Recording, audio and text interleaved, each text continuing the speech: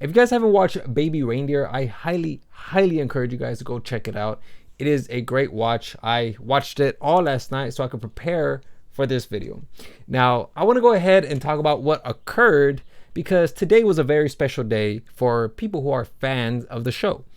And that is that the real Martha, who is a character in Baby Reindeer, made an appearance on the Piers Morgan show, and I definitely have something to say about it. And this interview ended up going just as well as bungee jumping with a strand of spaghetti. It's obviously not a good idea at all, but yet she still did it. And by the way, I want to go ahead and mention that there's going to be spoilers, okay? If you have not watched it, do not watch this video, okay? There is going to be minor spoilers. I don't want to spoil the whole thing, but I definitely want to talk about some certain circumstances that occurred in the series, so be prepared for that. Anyways, let's go ahead and jump into the interview. So first off, we're going to start off with Piers and Fiona talking about the emails and text messages. You're talking about emails and an email trail thing. All that. You know, all of that. You're obsessed with... sorry, I don't mean to be horrible. I'm not obsessed with anything. You've gone on at length for a good 10 minutes about the emails. Well, only because the emails... Because it's a vast number. Well, there's a huge number and voice messages. The voice messages he's kept apparently, and there is maybe typing me in the holy arms. I don't know if he's got any voicemail. But if he has 350 voice messages and it's you, it doesn't mean the drama is true. But is it possible he's got 350 voice messages? I doubt that very much. I just don't think so. You doubt it? Yeah, I doubt it. I mean, unless wouldn't he's been typing me. I mean, if you've never really contacted him, if he could have been typing me in the holy arms though. Are you serious right now? If you guys don't know what the Holly Arms is, essentially it's a pub in the UK. Richard Gadd, apparently, according to the series, used to work at that pub. And what she's suggesting here in this interview, she's suggesting that the entire time they were having interactions, it's very likely or possible that Richard Gadd was potentially wearing a tiny microphone somewhere on his body or even a wire. And the thing is that she doubles down on this idea and suggests that this is the only alternative. I think the only explanation for having a voicemail from me would be taping me in the holy arms. That's the only place we've Or ever that you've met. left messages on his phone. That's the other explanation, which just didn't happen. Now, I don't know if you guys know me well enough, but I'm pretty stupid.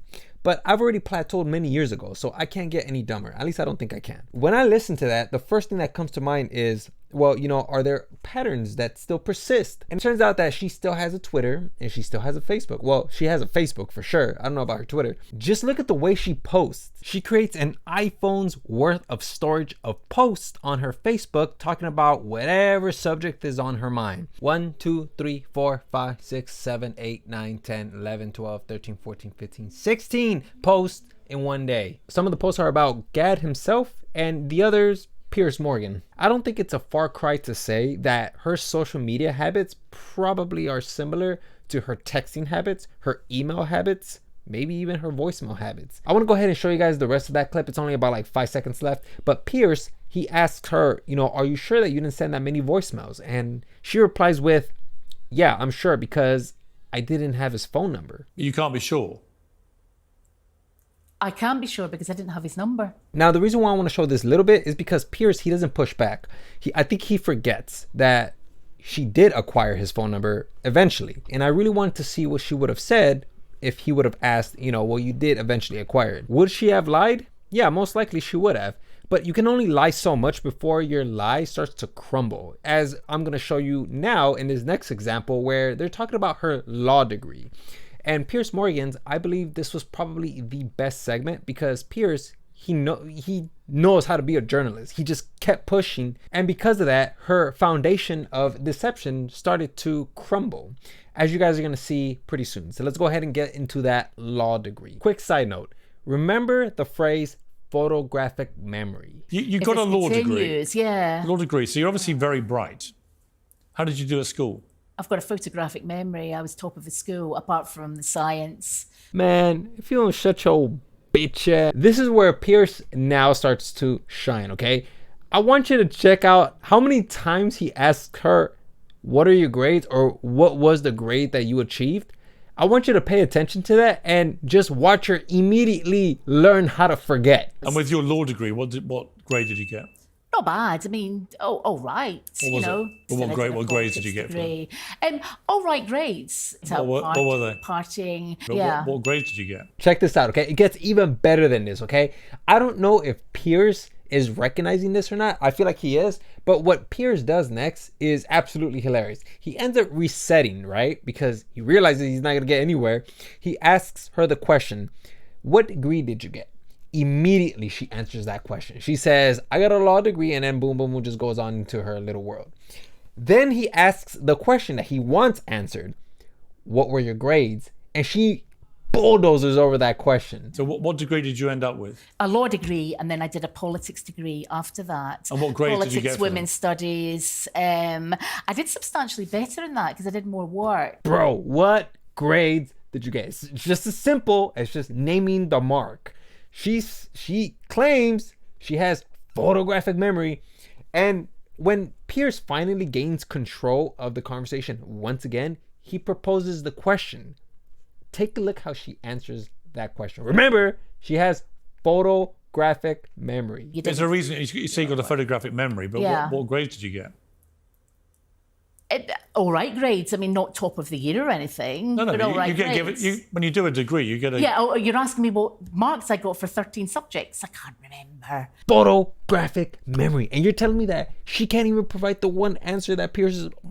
He's just asking for the overall grade. That's it. I mean, it doesn't even matter anyways because her whole story has more plot holes than Naruto. How are we supposed to get a substantial answer from her when she can't answer properly? Just check how she tries to win over the people by saying, oh, I lie a little bit. I'm not a liar though, but I do lie a little bit. Could it be people to be asking this, watching you, thinking either she's genuinely innocent here, or she's a terrible liar who is capable of all of these things? I don't lie, and I tell white lies if I absolutely have to. All right, maybe she doesn't lie. She only tells like white lies. Okay, let's go ahead and give her that. If that's the case, why would you use such a very determined phrase such as photographic memory? When you state a phrase like photographic memory, that implies that you have exceptional memory skills when you just finished demonstrating that that wasn't the case. Now, the last thing that I want to talk about is how quick she was to respond to Piers Morgan when Piers asks, do you want him to reveal the evidence? So is your point that you challenging him to reveal this evidence? No, I would challenge him to leave me alone.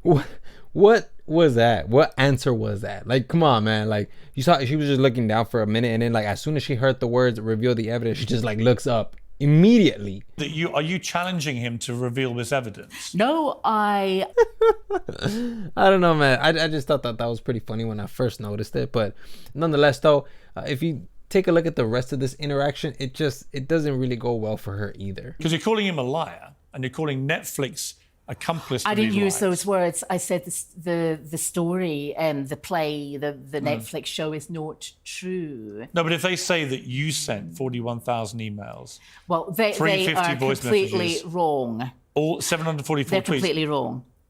so they are lying. They are lying. Yes, okay, yeah. In effect, he is lying and they are lying. Honestly, I don't know what to think about this woman. I don't know her personally. We've only seen about an hour of her, so I can't really say much about her character other than, if it's possible, she should go see a psychiatrist to see if perhaps she's suffering from some sort of mental illness that she probably isn't aware of.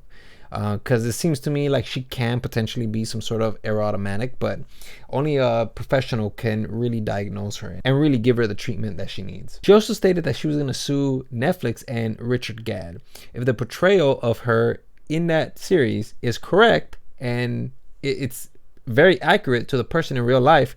Most likely that court case is never going to happen, because in the series she's depicted as someone who has like no money, no financial resources. So I don't think that she's going to be taking anybody to court anytime soon. That is if she's charging for these interviews and also receiving donations from people to take them to court, then yeah, most likely she'll probably take them to court. Yeah, but anyways, guys, I'm going to go ahead and leave it there. My voice is absolutely strained and it hurts right now to speak. So I'm going to go ahead and end it here.